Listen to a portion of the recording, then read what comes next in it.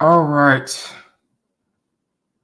Welcome back, everyone. My name is Kenneth Ellington. This is our episode, I want to say like 9 or 10 this year for our Ask Me Anything sessions.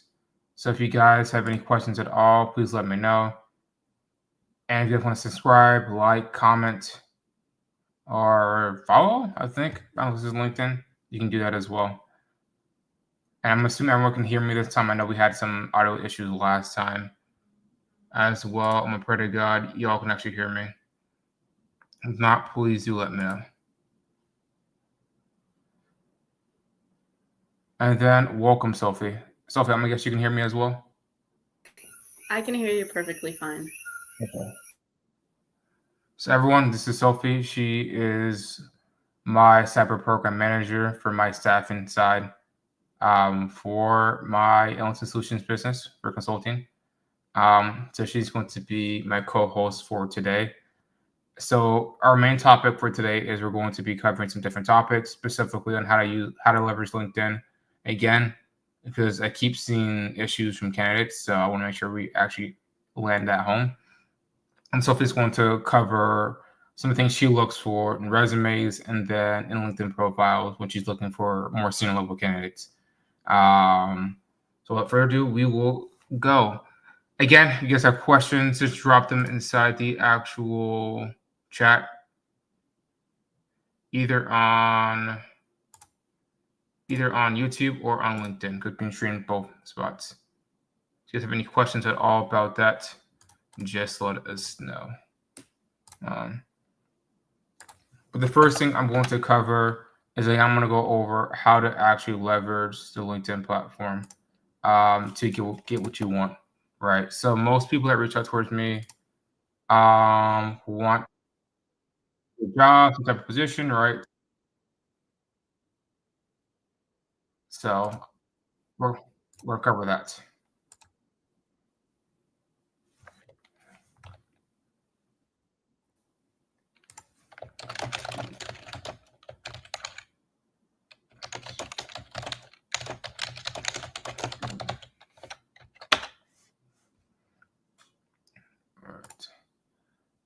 And then Sophie, if you see anybody that has any questions, just let me know. For now, I don't see anything where I am. I'm not sure if I have the same setup as you. Okay. You can go check on you can check either on LinkedIn or YouTube directly, or you'll see questions get popped up in the UI for StreamYard. I have the comments, the private chat. All right, yeah, that worked. Okay. And guys, if you hear like noise in the background, Sophie lives in the jungle, so that's why if you hear the animals. Oh my god, I'm sorry for the tree frogs. They're so loud. It's okay. We're all jealous. Or I guess for people that live in the north. Yeah. So what I'm gonna do is I'm gonna share my screen. I'm gonna do another demo on how this actually works. I keep getting asked questions about this. Present.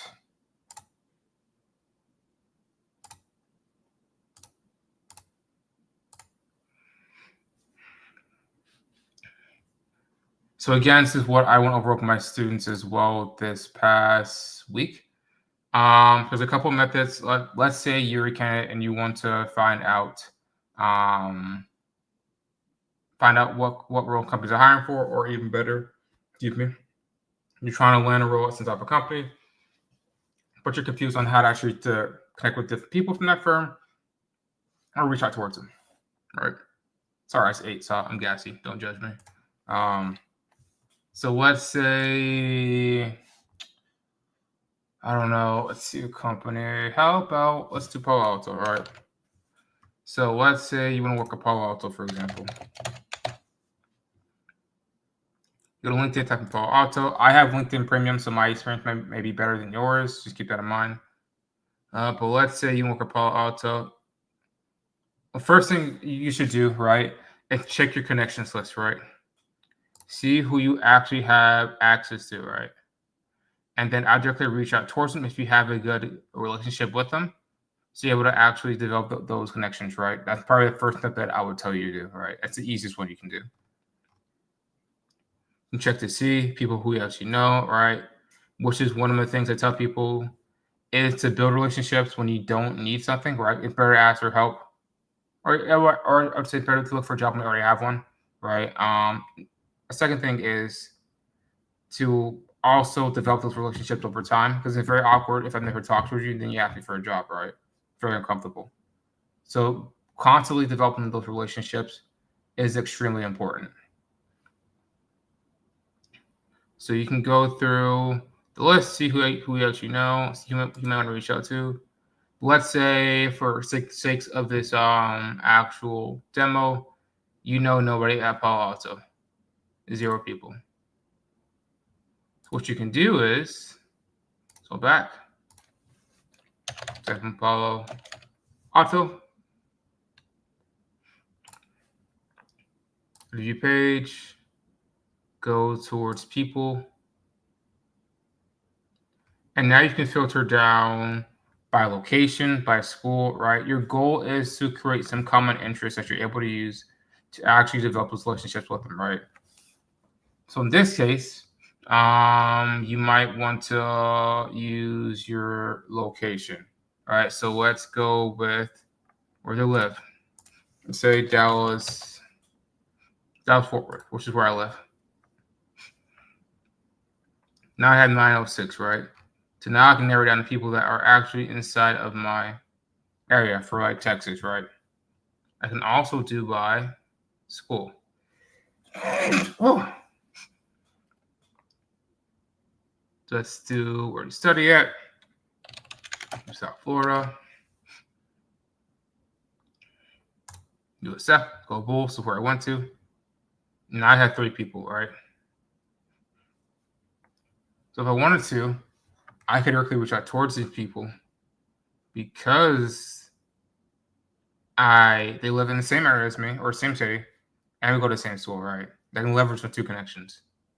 So for example, I click on Priya or Priyanka. Let's just do both of these. I can check to see when we studied or when she studied, right? She was at the school at the same time I was, roughly. I think, do I know her? I do not, actually. I never met her before. I can do E1. All right. Let's see. When you study, way before I was, right? But that's okay, though.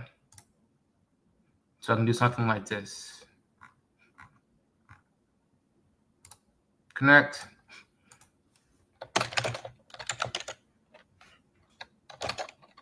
And I'll explain in a second why I'm writing how I'm writing it.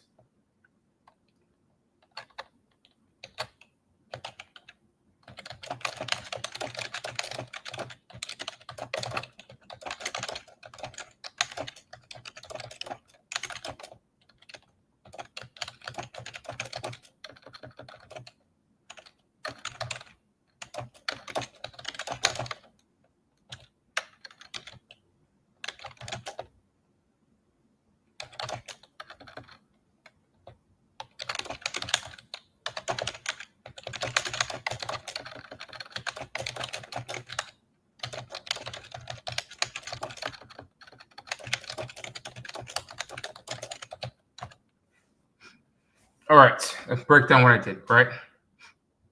First, one of the big things I didn't do was ask them for anything. All right, again, very uncomfortable because we just met, right?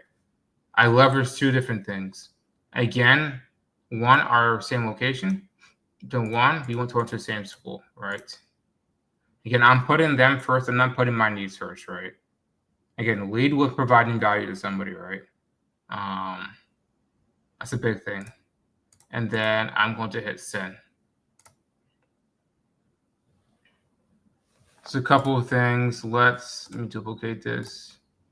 So he's going to probably look at my profile and be like, who the hell is this guy? Right. So I make sure that's another thing, having a very strong LinkedIn profile, which Sophie can talk to as well. Right. It makes it very easy for her if she's trying to hire you or she's trying to pull you in for an interview, right? You don't want Sophie to have to try to guess who you are and what you're doing, because that can waste her time. She's very busy. She doesn't want to do that. So making sure you're able to actually showcase who you are and what you can do is very important, right? So make sure your profile is actually fleshed out, and make sure you actually have your experience, your certifications, your education, your volunteering time. Another good thing is to have the ability to actually post, share stories about what you're doing. It looks less sus, for lack of a better term, when people are trying to check out your profile, right? For the love of God, please have a profile picture.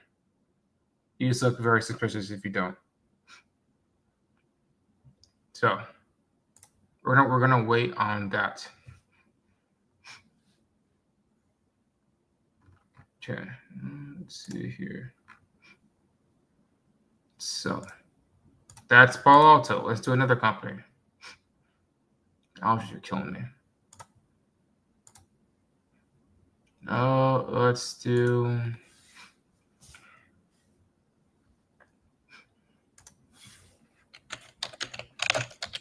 Binary defense.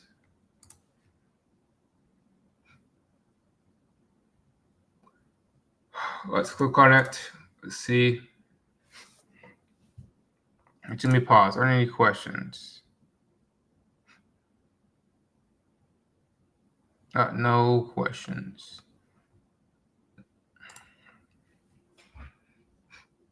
All right, let's see. It's a binary defense here, MSFP, based out of Ohio.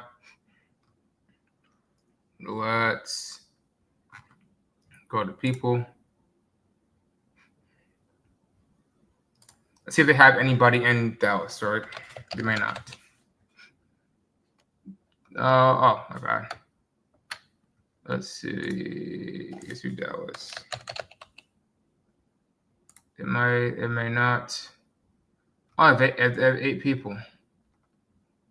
Let's see if anyone went towards my school. I don't think so, probably. Nope. No one went to my school. So I can't use that. Or studied. No. So these are our choices for people. I can probably try to leverage. So let's go with self leader. Derek. He's a Browns fan. Oh, all right. That's a perfect company. All right. It was in McKinley, which isn't too far away from where I live. Hey, you went to critical. You did critical start. Okay.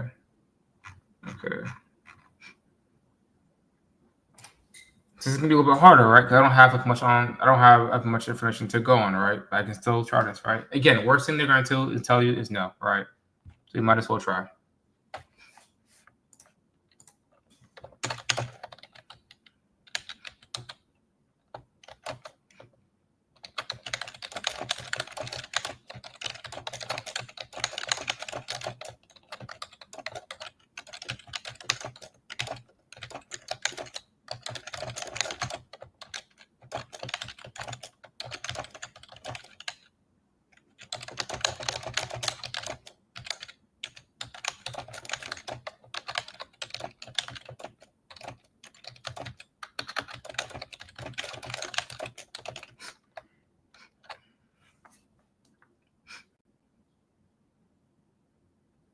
All right.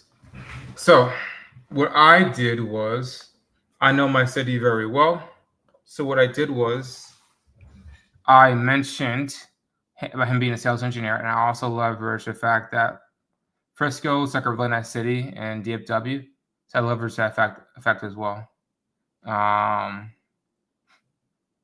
I said I hope to see him at some other events, right? Because he's a sales engineer. If you guys know anything about sales engineering, you go to events and talking to clients is part of your job, right? So I also leverage that in there. So I want to hit send. All right, perfect. Those are just 2 examples that you guys can follow as well. Actually, start to develop your own style, right?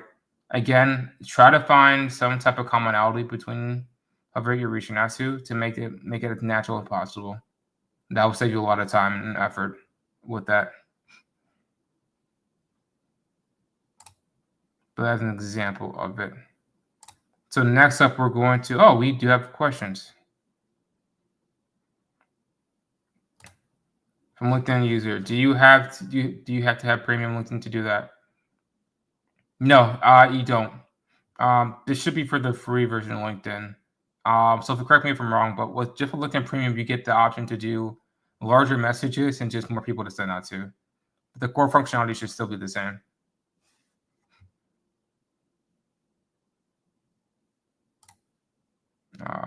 But other than that, we're going to move on to the next session. So Sophie, I'm going to have Sophie cover some of the things she looks for when she's trying to screen candidates for our personal clients, and then some of the tips and then pitfalls you might want to avoid from that standpoint. Go ahead, Sophie.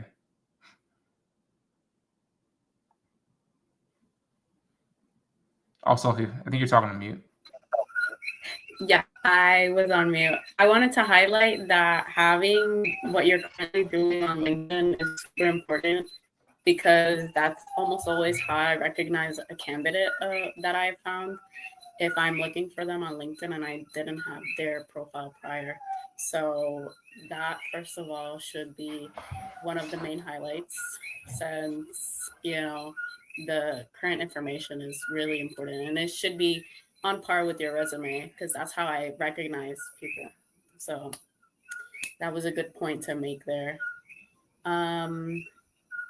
For the tips and tricks, I always want to tell candidates to not be discouraged to have more resumes, because if interesting, I read it all the way through. So there's no problem for me with that. And always highlight what you did and the results. And keep those relevant certifications on the top, because they do influence on the role that you are applying to. Does anyone have any questions so far?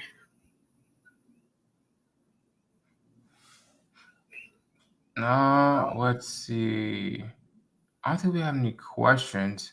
I guess what's your biggest pet peeve that you see candidates see that you wish that they didn't, Sophie? My biggest pet peeve when I'm looking at our platform is when I see people who either didn't answer the application questions, or maybe too obviously used AI. So, on the first take, not answering the question just kind of bums me out, because I actually want to see the actual experience, and because the resume has some good points and does summarize, the overall task, but the questions that I make are tailored to actually see, can I get a conversation out of you if I do a phone screening with you, if I do move you towards a phone screening? Will there actually be something to talk about? Will you be providing examples? Will the conversation be more human? And then that takes me to the second take, which is people using AI to answer those questions, those preliminary application questions. Sometimes it's very obvious and it doesn't always highlight what is said on their resume. So, it's always good that even if your response is short, I know it's human and I know it was you. So I always love to see those responses, whether they're short and sweet, or they're on the longer side, more technical, or even honest answers that maybe necessarily say, I don't have experience using this, but I do have experience using this other thing. It means so much to me, and it really takes your application further, at least with me as a recruiter.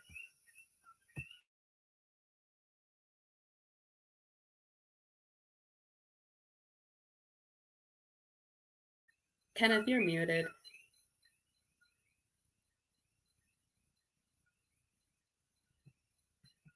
Kenneth, I think you're muted. Thing. Yeah. I was just asking. So, Sophie, can you dive a little deeper? You said that you can tell when people use AI for either resumes or their or answer for questions. How can you tell that? Yeah, so everyone knows ChatGPT, everyone knows Copilot, DeepSeek, all of the new AI platforms. Their answers are very repetitive. Sometimes they don't really match the resumes. And it is actually good, and even I do it to, use AI to kind of make your resume more sharp or, find the right words, the right adjectives, or the action verbs that you need. But to answer those questions, the questions are there, to kind of see what preliminary knowledge the candidate has,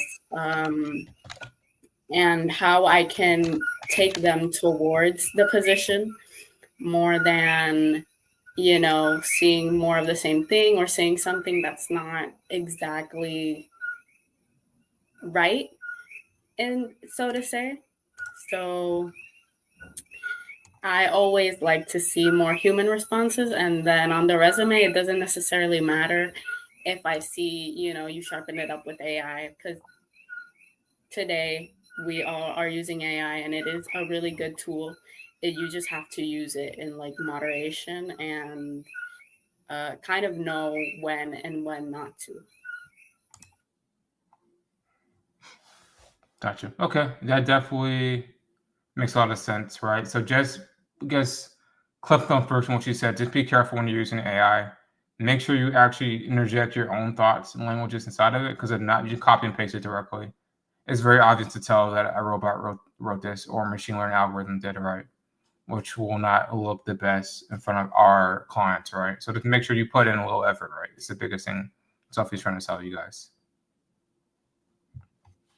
That basically sums that up. Another tip and trick I wanted to put out there for those who are, applying through platforms like Indeed, ZipRecruiter, LinkedIn.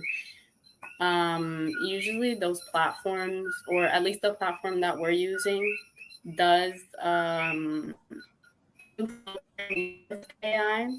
So I think reading the job description beforehand and then kind of tailoring your resume, not to match that same job description, but to highlight similar experience that is on that job description, really helps to get you, through to our platform and to get you a high score when the AI evaluates, how good is this candidate or how good of a match is it for this job.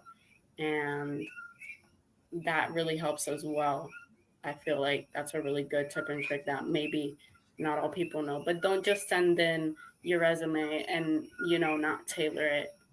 Definitely take the time to look at what you could highlight that you have done that is valuable that you can take over, and that could strengthen your application so much. Very well said. We do have two questions. LinkedIn user, should I complete getting security plump before joining your academy, Kenneth? Technically, no, you don't have to, right? One of the biggest things we look for our ideal candidates, right, is that you have some type of IT or cybersecurity experience. If you don't, you're still able to join. I'll have to like speak on you one on one, actually make sure you're a good fit for what we're doing. And see if we'd be good fit for from your side standpoint, right? But if you don't have that previous experience from that standpoint, we just tell you it's going to take you longer compared to other people. So if you're fine with that and you're fine with putting in the work, then you're not having Security Plus is fine, right? Security Plus is it's an okay cert to get started off with, not the end all be all, right? Certs are not everything in the world for our careers, right? Having hands-on experience, being able to actually showcase your skills, being able to actually communicate with people, then being able to actually brand and market yourself are the things that are going to set you apart in this industry, right? So Security Plus is okay in that regard. There's better search you can probably get, but it's not a bad start. Yeah, but if you have direct questions, you can dive in deeper. Anybody just feel free to DM me directly. My DMs are open, and I get back pretty fast. You can ask Sophie. So don't be afraid. But good question. Next question's for you, Sophie. So, how do I deal with getting hundreds of resumes for one open position? I love filtering. I feel like a lot of recruitment is mastering the art of filtering, because you'd be surprised at just how many candidates and applications are just, they always have something that might throw me off. So I've mastered the art of filtering through them. And first, I take a simple look at their location. If we have an on-site role and it doesn't match the location, I will almost always, at least mentally filter it until I see most of the applications. And that really takes out a lot of candidates for that position, just because for our contracts and our clients specifically, our roles are mostly on-site. So they will ask us to recruit people that are within a 60-minute commute from the headquarters that we're looking for. The next filtering tip and trick that I have learned in recruitment is to look at those questions that I mentioned earlier. So if someone really doesn't put that much effort into the questions, it's not that I will discard them completely, but I definitely take that into consideration, because it is so important to kind of get that human interaction, or at least get some type of feel before the call. And I feel like those really kind of set me up for what's to come on the call. So I've learned to look at the resume and also look at those questions. They're equally as important to me. And next up would be looking at those resumes. So filtering through resumes is a bit more complex. I do take a little bit more time looking at people's resumes, but I first take a look at their experience. So, in my personal opinion as a recruiter, if you can list your most valuable experiences first, that's what I'm looking at. So, getting those good experiences in from certain candidates helps me filter a lot. And the next thing would be certifications and skills. I'm definitely looking at technical skills because I am on the more technical side of recruitment. And I love to see, although certifications aren't just kind of maybe half of of the cake, I'm also looking at those, because a lot of our positions do require certain certifications. So I filtered through all those factors. Art, I'm not the time, but filtering out candidates does help me, get from conversations to, I will narrow it down on that perfect candidate for that one opening. I hope that helps. I hope that wasn't just words. Okay. Yeah, you kept breaking up at the end. Remember, guys, Sophie is again in the jungle in Puerto Rico, so her signal isn't always the best. To keep that in mind as well. Did I miss something? Was any of what I said missed? You didn't break up at the end, but it's fine though. I was able to catch most of what you Oh, said. yeah. Yeah. Okay. Yeah, I'm back in my hometown, so it's not really great connection over here, but I hope everyone got to hear me. Sure. CSC, I don't have any work experience. I'm currently in school finishing my program in August. Right. Again, LinkedIn user, for some odd reason, it doesn't specify who this is on StreamYard on my side, which is odd. So it's just gonna depend on what you want to do, right?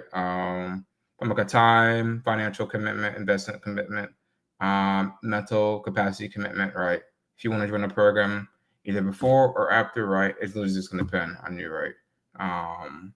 I have students that are both in college and taking the program, right? Some want to wait, some do it before, some do both during, right? Just gonna depend on what your goals are and where you're currently at. I can't give you step-by-step instructions because I'm talking to you one-on-one. and got and dived in deeper into some of the issues or pain points you're having and what some of your goals are, right? But just general advice, right? It's just going to depend on what your end situation is, right? What your timeline is.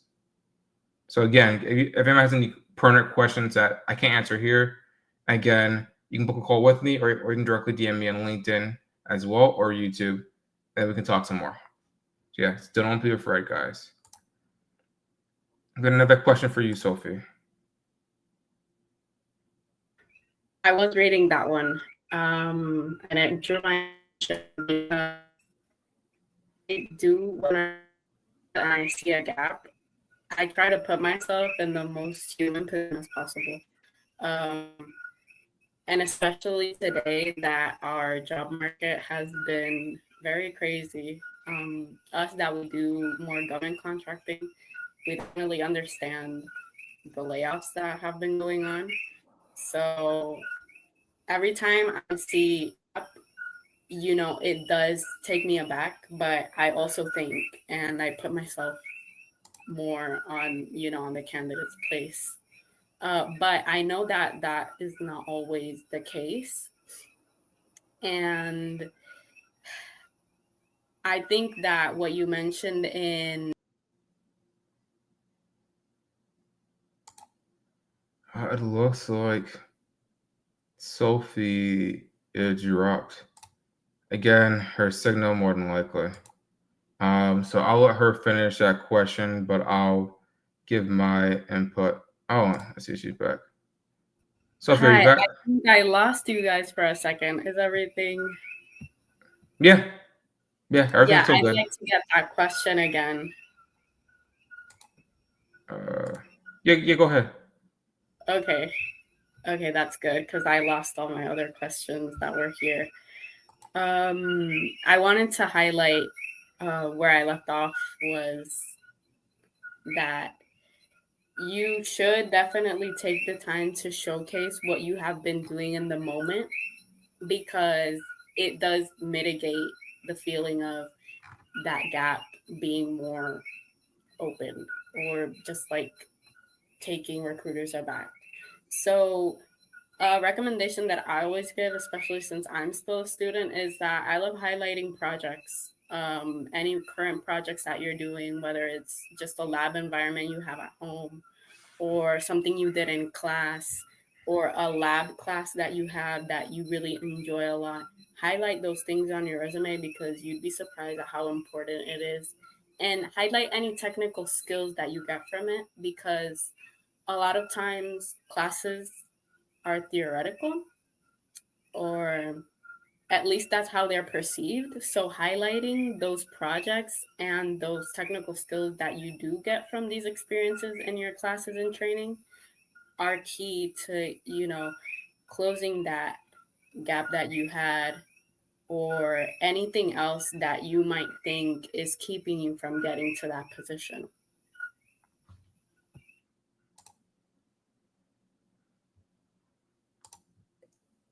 Someone said you left on the edge of the seat. These are cracking me up.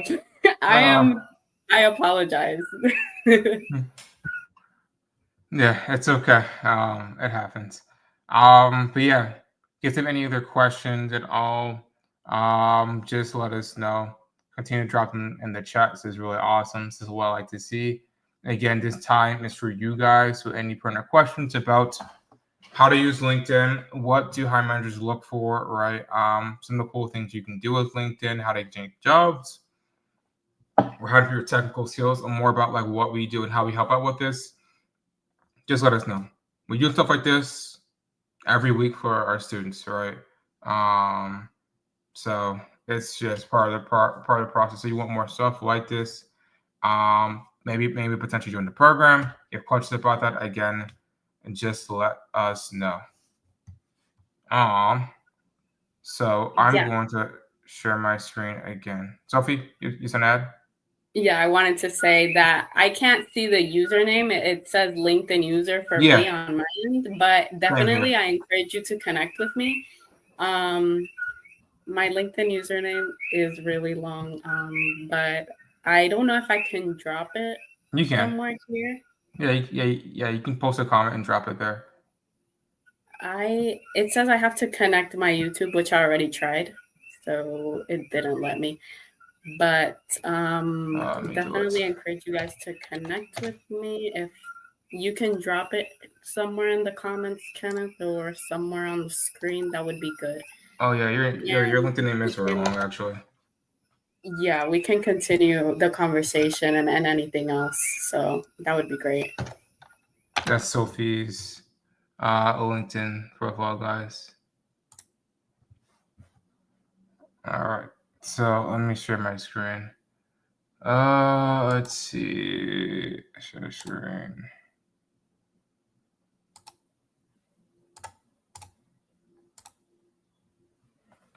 All right, let me see if I can. This is Brent. So I'm gonna show you. What is this? See Jordan. See, they posted their stuff and B-sides. They did. So, for example, whenever you go to conferences or anything like that, definitely take pictures, showcase that. All right. Use that. All right. So don't be shy. Again, biggest thing is closed mouth don't get fed. So if you want something, go after it. This is Mrs. Short. I had the opportunity to speak with her and her lovely wife, Tiffany, as well. They are awesome people overall. He's an awesome human being, super knowledgeable inside cybersecurity. They were there for B-sides as well. So I got the chance to speak with them. I also did an interview with them as well, so that will be up on the their channel as well as their podcast stuff as well. So yeah, definitely definitely reach out towards her.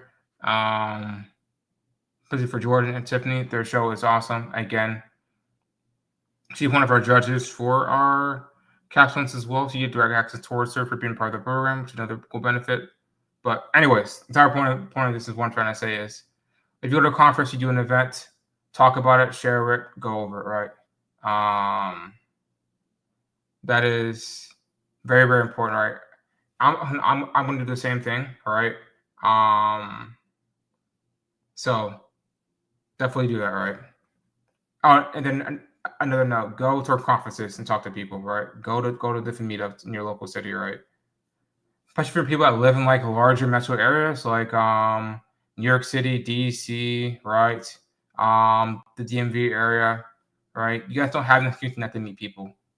I had someone reach out toward me that said they can't find anybody, and they live like in NYC. I'm like, how's that possible? There's like 40 million people around you. All right. So go ahead, Sophie.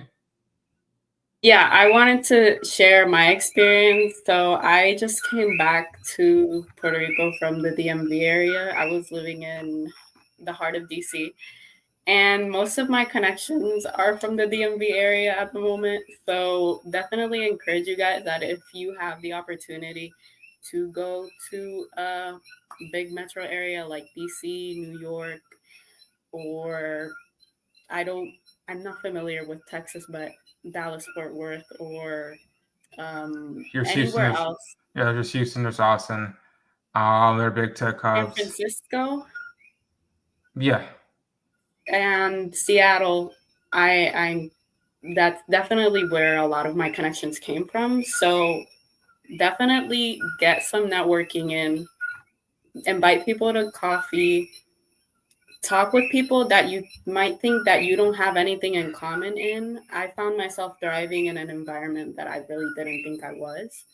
And I made some really meaningful connections. So if you have the opportunity, get that in, because I live in a place where the market is so small.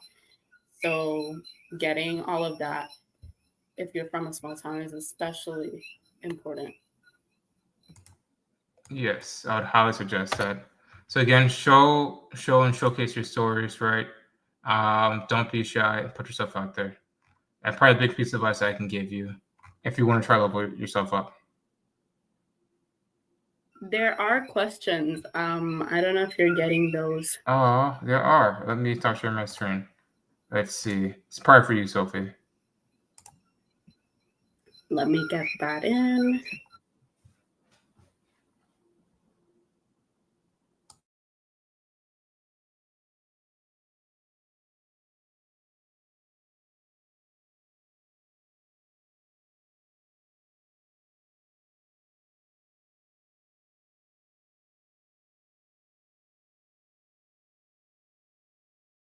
I apologize. I am a slow reader, but I'm processing everything.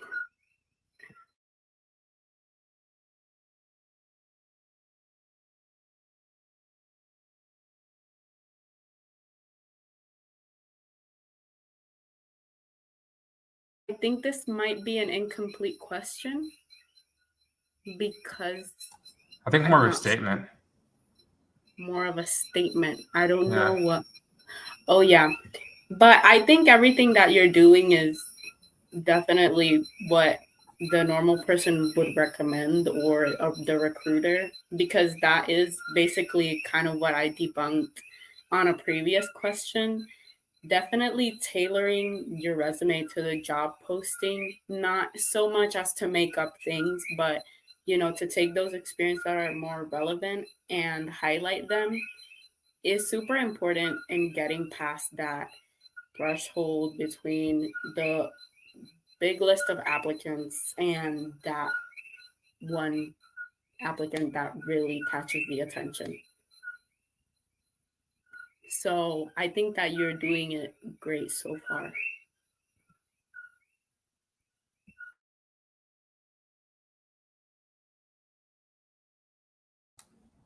Perfect. Seeing any questions? Yeah, Ellington user. For those who don't know, I'm based out of the DFW area. So if you guys are there, you want to meet up at a conference or networking event, I'll just let me know. I normally go to WellSec the last Tuesday of every single month. So I go there and I support other people inside cybersecurity. We meet up, then we normally have dinner afterwards, right? So if you guys want to meet up there at all, you have questions about it, feel free to hit me up there. I'm there literally every single month. But then Sophie's in Puerto Rico, so if you can go on vacation, you can meet her there. But yeah. Let's see. There are no other questions. Please, guys. We'll be taking questions for the next like 10 more minutes. I do have a call like at 8 because I had no more life anymore. But yes, please drop your questions and set the chat. Another thing that I can attest to and talk to is like what our hiring managers actually look for and what they want to see, right? So the biggest thing for them is they want to know if I actually push you in the set environment, could you actually do the job, right? And if not, how long would it take to get ramped up with whatever technology, whatever area we're using, right? How long will that take, right? So being able to actually articulate those points is extremely important, right? Those that are able to actually communicate their thoughts, processes the best is going to more than likely get the job, right? I think that's a lost skill for the most part. So being able to have that, it's going to set yourself apart compared to other professionals. You have anything to add on that, Sophie? I do. I actually had something to add up from the recruitment side.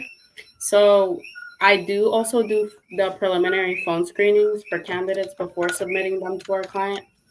And, the whole application process, getting to that call is super important. But the call that you have with me is equally as important, because sometimes, I have this perfect candidate on, written in paper, and then the call completely turns the tables for me. And it's that communication. So, first tip would be stay human. And by that, I mean, like, just have an easy conversation. It's nothing too strict and nothing too technical. I always highlight that to candidates, actually. I'm like, this is a very informal call. I just want to have a conversation about you, your experiences, and just have an easy conversation, at least on the more preliminary side. When you do get towards those more technical interviews, of course, that's about showcasing, but that's not what I do on my end. And so that's that. And then the second part that I did want to highlight is to have good communication skills. So you don't have to be perfect, especially coming from me. English is not my first language, but definitely get in some, technical talk. I do come from a technical background. I am a cybersecurity bachelor's of science student. So when I am having that conversation with the person, I do know what we're supposed to be talking about, and I do take the time, to get to know the tools on the job description and on the requirements.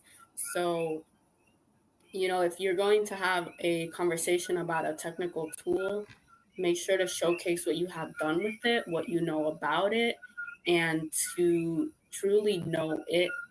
And those two elements, remaining human while displaying your technical skills, is so important when having a conversation with a recruiter on a phone screening, because on a phone screening it's all about the talk, because you're not actually looking at them through a camera or face to face. So I hope that helps anyone that has been trying to ace that phone screening or that call with a recruiter. Yeah, I'll just say be relaxed, be yourself. All right. Have fun with it. I know that sounds crazy with the interview, right? But when you're doing the phone screen, they just want to see, right? Let's review your resume, right? Make sure you're able to actually talk confidently about whatever topics you have on your resume, right? And probably the biggest thing you're looking for. So again, just be relaxed and be yourself, and then prepare for it. It's probably the biggest thing I'll tell you. If you don't prepare for it, it's one to show. And Sophie can probably talk about that more as well. Oh, excuse me. Yeah, Sophie, has there ever been a candidate where they look really amazing on like the resume, but you can tell they didn't really take it seriously or prepare for it? Yeah, there has been times where I have the perfect application on paper and then the call is just not so great. Um, so that definitely has a lot to do with what I. Oh, Sophie, you want to mute? Oh, I apologize for that. That definitely influences a lot on the decision I make when submitting a candidate. I don't know if I got that question, the answer there for you. No, that makes sense. Um, yeah. So again, if you don't prepare, it means you're preparing to fail, right? So, and just take it seriously, and make sure you're taking the entire process seriously. Because again, if you don't, someone will. That's just the reality of it. So I'll give it another minute for questions, and then we'll end the call. So, are there any last minute questions for us at all?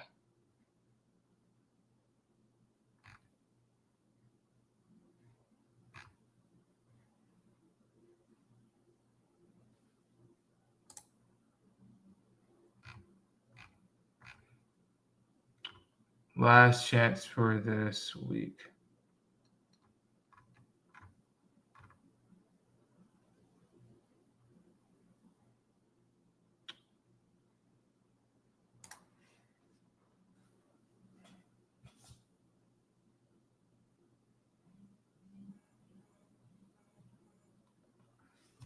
If not, then we'll end the session here. If you have any questions at all or any concerns, just let us know. Otherwise, I will see you in 2 weeks. Next session will be much more technical.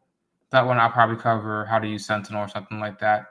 The next one we'll have the last one for June, I think June 30th, we're going to have a session with Markeisha. She's going to be on. She's going to cover similar topics, but slightly different from her own perspective.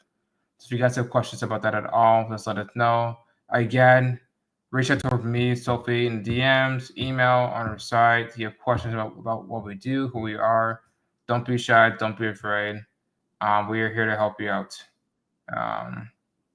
But otherwise, other than that, I'll see you guys next time. And thank you for coming on. Bye, everyone.